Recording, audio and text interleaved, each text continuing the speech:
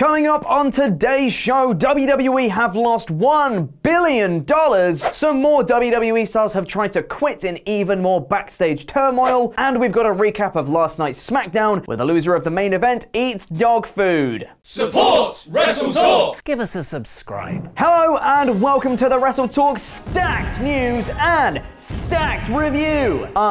I'm Chopper Pete Quinnell. Today on this episode, let's kick things off with a review of last night's supposed Super SmackDown in about 5 minutes, where the loser of the main event eats dog food. The show kicked off with Roman Reigns and the Usos coming out and cutting a promo on Reigns losing the Royal Rumble but beating Corbin before they're interrupted by the aforementioned Corbin and his cronies. The two go back and forth for a little while before they make the stipulation for their main event match that the loser of the match must eat dog food. And boy howdy were they sure to remind us of that fact throughout the rest of the entire show. At the end of every segment was a reminder that in the main event tonight, the loser eats dog food, occasionally with a man stirring the vat of dog food or emptying another can into it for reasons unknown. It was really, really obnoxious. Up next was a fatal 4-way tag team match to determine the #1 contenders to the New Day SmackDown Tag Team Championships in what was a really fun match. Heavy Machinery versus The Revival versus Lucha House Party versus Miz and Morrison, and you knew that Miz and Morrison were going to win anyway since they've been feuding with the New Day as it is, but this was a great match to give Miz and Morrison a win. Everyone worked really fluidly together with some great spots and long extended sequences. The ending sequence in particular seemed to go on for about 2 minutes and it was awesome. Miz hit the skull-crushing finale on Dawson, Morrison hit the Starship Pain for the win. But that's only a prelude to the main event where the loser eats dog food. After that, Otis is backstage and asks Mandy Rose out, and she accepts for Valentine's Day. I'm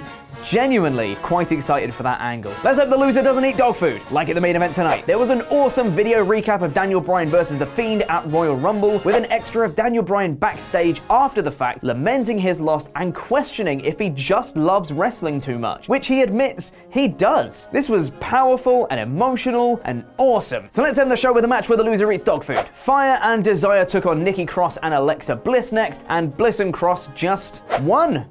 No reference to the storyline with Otis, no interference or dodgy finish. Cross hit the neck breaker and Bliss hit Twisted Bliss for the win. Maybe Otis should have distracted them with dog food just like in the main event tonight where the loser has to eat it. Braun Strowman versus Shinsuke Nakamura was next for the Intercontinental title. This was a fairly quick match lasting under 10 minutes and the finish came with Zayn removing the turnbuckle pad while the referee was distracted, but Strowman reversing it and bashing Shinsuke's head off it instead and then hitting the power slam for the win. It's honestly really nice to see Strowman win his first singles title in WWE, but it's about 3 years too late. Also, if this was going to be the outcome of this feud, was it really necessary to have Braun win every single match along the way? And if he was in the main event and he won, he wouldn't have to eat the dog food, because that's at the end of the show, main event angle. Yep, that one.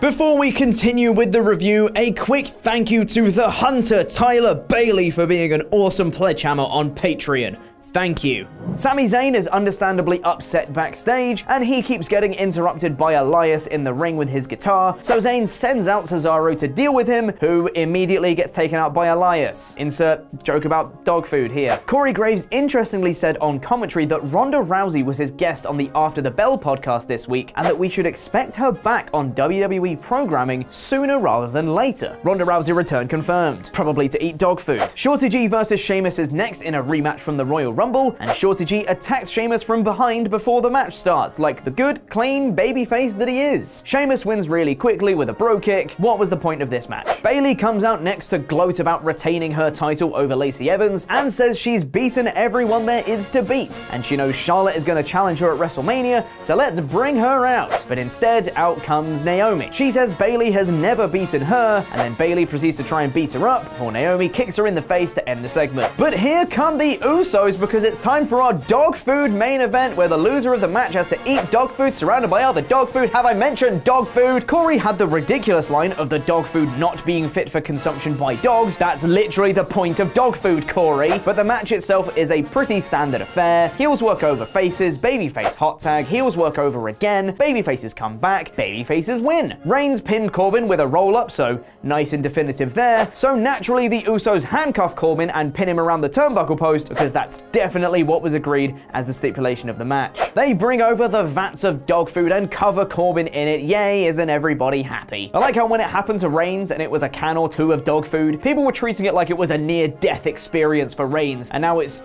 2 giant vats of dog food. It's a light-hearted, oh look, he got sludged moment. This was a bit pants. So that was the show. Press the I above my head to let me know what you thought of the show, where you can choose from the top dog, the dog's bollocks, up dog, down dog, and a dog's dinner. For a show that was dubbed a Super SmackDown, and after the frankly awesome episode of Raw this week, this SmackDown felt incredibly pedestrian. This thankfully seems like the end of the Corbin-Reigns feud, though I also said that at the Rumble, and the other stories are just chugging away doing their thing. I've said for the past month or so of the show, but there was nothing outwardly bad about it. It was just pretty uninspired and boring, even with a title change and a loser eats dog food main event. This SmackDown gets an up dog, or a 3 out of 5, smack bang in the middle. And as always on a Saturday, hot tag to me for the news. Ollie Davis? Yes! What are you doing here on a Saturday? Andy's on holiday! Okay, that's good. Are you doing the news? Yeah, I'm gonna do the news actually. Oh, cool, yeah. Well, while you're doing that, do you want me to make a cup of tea or something?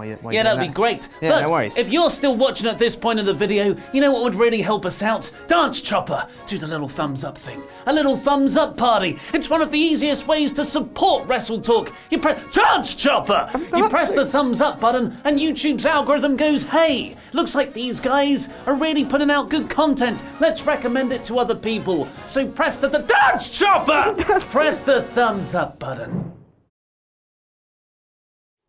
On Thursday afternoon, WWE suddenly announced that George Barrios and Michelle Wilson would be departing the company effective immediately. Who are George Barrios and Michelle Wilson, you might ask? Have they only wrestled on NXT live events so far? Far from it. They actually exist above the main roster, above Brock Lesnar, above Triple H, above even Byron Saxton. I know you're secretly in control, Saxton. Wilson and Barrios were actually the second and third most powerful people in the company behind Vince McMahon, heading up the corporate side of the business for over a decade. And for all of those saying that's not a big deal, in the day following the news, WWE's stock has tanked. And not in a cute Shotzi Blackheart kind of way. Bloomberg is reporting WWE's market value has effectively lost $1 billion.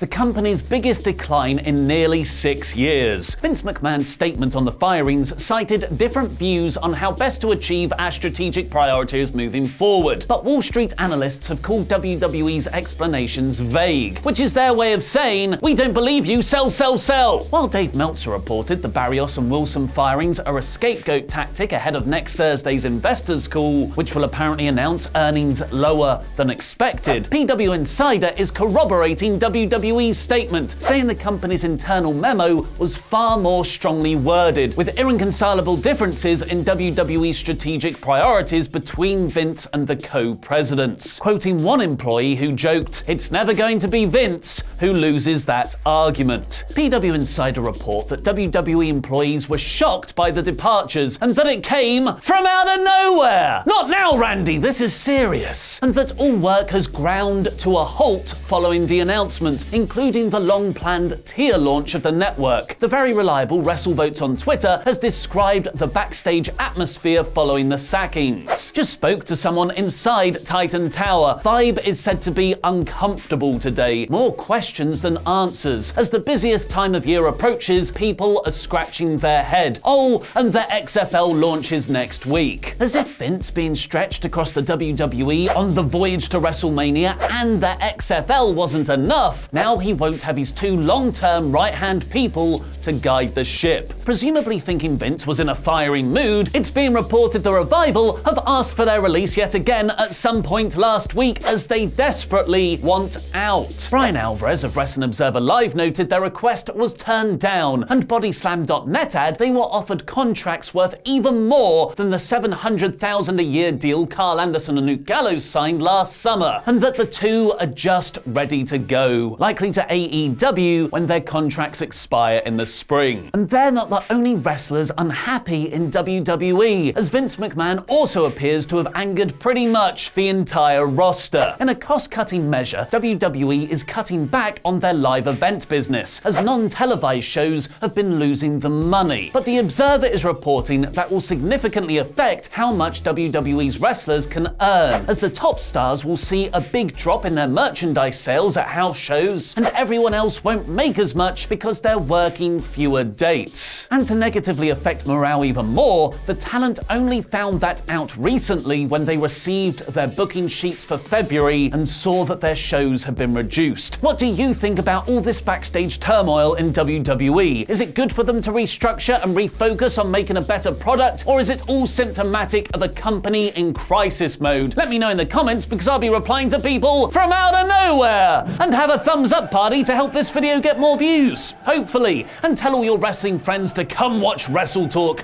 like mine and Luke's deep dive into the Barrios and Wilson firings in yesterday's WrestleTalk podcast show, and what's happening with The Undertaker and Ronda Rousey at WrestleMania in the video below that. I've been Ollie Davis, and that was wrestling.